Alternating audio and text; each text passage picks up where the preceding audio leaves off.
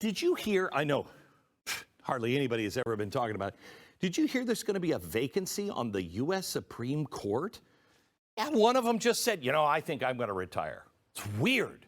And Joe Biden has vowed since 2020 that his pick for the next justice would be a black woman. Oh, thank goodness. I don't know if that black woman is great at being a justice or just okay at being a justice. As long as she's black, we've got to have that. Now, I wonder where he got that idea.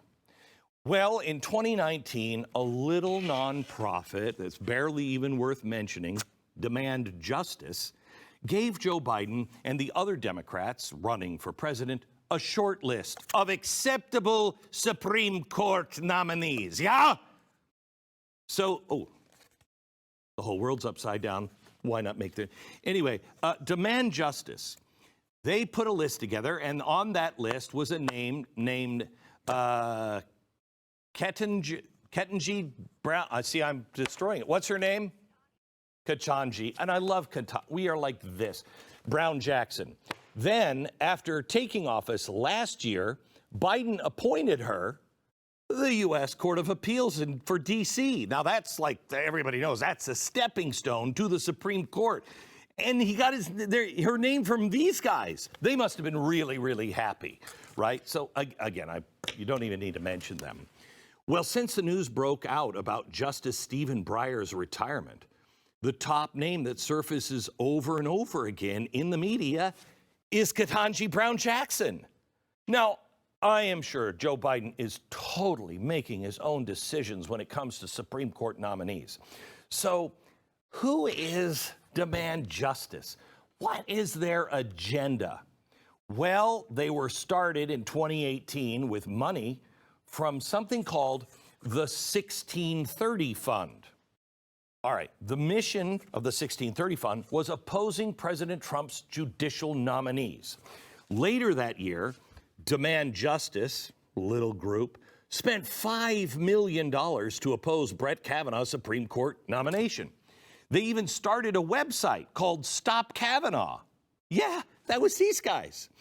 They are also the group that did the Handmaid's Tale stunt to protest Kavanaugh in the halls outside the Senate hearing. Remember that? That was these guys.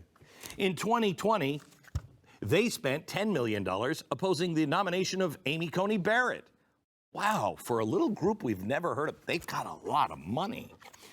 They also released grade reports of Senate Democrats rating their job in stopping Trump's judicial nominees. Then, the same guys, Demand Justice, advertised against Democrats who had the lowest grades. In 2019, Demand Justice co-founders Brian Fallon and Chris Kang published their instructions to Democrats about how to handle judicial nominees once Trump was out of office. Demand Justice, they're great, and they're very passionate about packing the Supreme Court. You know, last year, these crazy kids, they joined 7 other groups to form a coalition in support of court packing called Unrig the Courts. You can't make this up. Also, last year, Demand Justice waged a campaign. You're going to find this hard to believe because they're unrelated completely. They launched a campaign to pressure Justice Stephen Breyer to retire. They even drove a mobile billboard around the Supreme Court with this message, quote, "Breyer, retire. It's time for a black woman Supreme Court justice. There's no time to waste." Isn't that crazy? And he ends up doing it, but I don't think do you think before she became the White House press secretary, Jen Psaki, guess where she worked? Guess where she worked? Yeah. She was a communications consultant for Demand Justice. But more importantly, Biden's Supreme Court nominee selection, he's making it all by himself. It's in good hands because, well, he's not making it himself, actually. I mean, he's got some people working for her. Paige Irwig, she is the head of the White House Judicial Nominations Team. Okay. Guess where she used to work? Yeah. Deputy Chief Counsel, Demand Justice. My gosh, it's a tight little family there, isn't it? Now, by the way, I want to remind you that these guys, their short list of Supreme Court nominees, Biden appointed 4 of them to jobs in his administration, including the Health and Human Services Secretary, and all of these people, Civil Rights of Education, Department of HHS, Associate Attorney General, all from these guys. I mean, these were the ones. What a coincidence. So, where do these people get that kind of money? Because I was, part of the Tea Party. We never had $1 million to throw around, let alone this kind of money. Who are these people? Well, it's part of an incredibly powerful dark money funnel. And the organizer at the top of this funnel are these people, Arabella Advisors. This was started in 2005 by Eric Kessler, a veteran of the Clinton White House. Arabella says it provides, quote, strategic guidance for effective philanthropy. Wow. I guess promoting and funding things like abortion is philanthropy to the left now.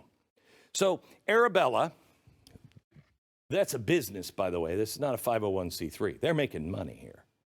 They're very serious about things, and they manage 5 separate funds or funnels.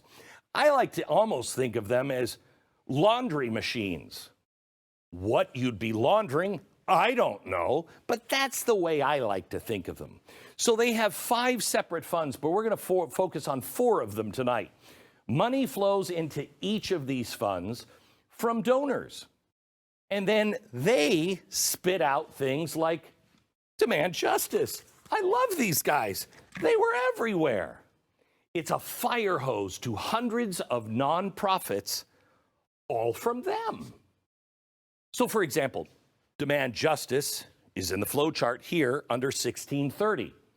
So you can give to 1630, all right, all you want, but you'll never be connected to demand justice because the 1630 fund just gives, oh my gosh, almost laundered cash here.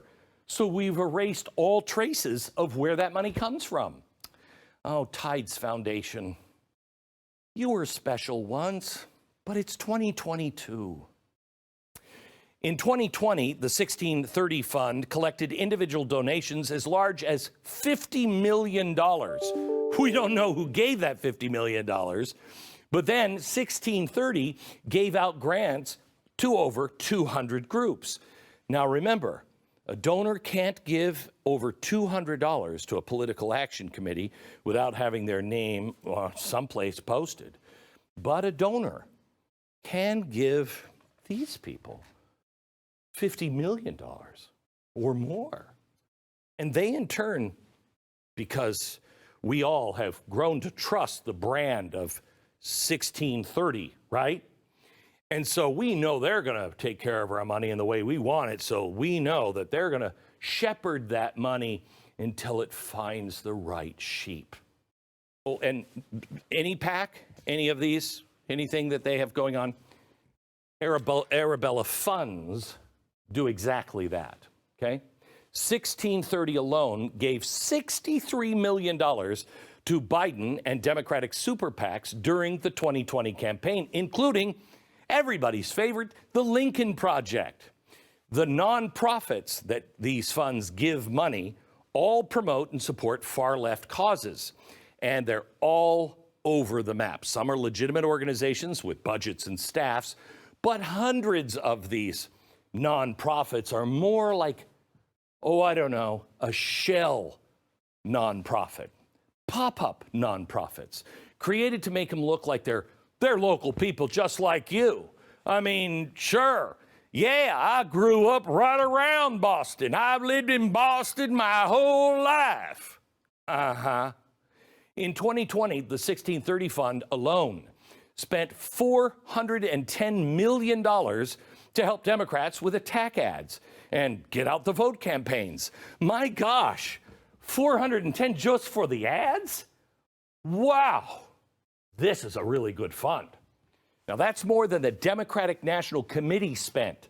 $7 million of that went to a group called Piedmont Rising, who campaigned against North Carolina Republican Senator Tom Tillis, who was running for re-election. Well, some of the attack ads, I mean, some people would call them mis, dis, or malinformation. They were made to look like they were local news reports from the North Carolina Examiner. Watch. Breaking news today, the U.S. House has passed a law to give Medicare the power to negotiate lower drug prices. But advocates are worried that Senator Tom Tillis plans to block this measure. Wow. I'm sure I would watch her every night if North Carolina Examiner was a real news outlet. Isn't this what the left says the right does all the time? This is mis, dis, and malinformation, because that organization doesn't exist. It was nothing more than an anti-Senator Tillis campaign by the nonprofit Piedmont Rising, which was funded by 1630. Who's doing the fake news again?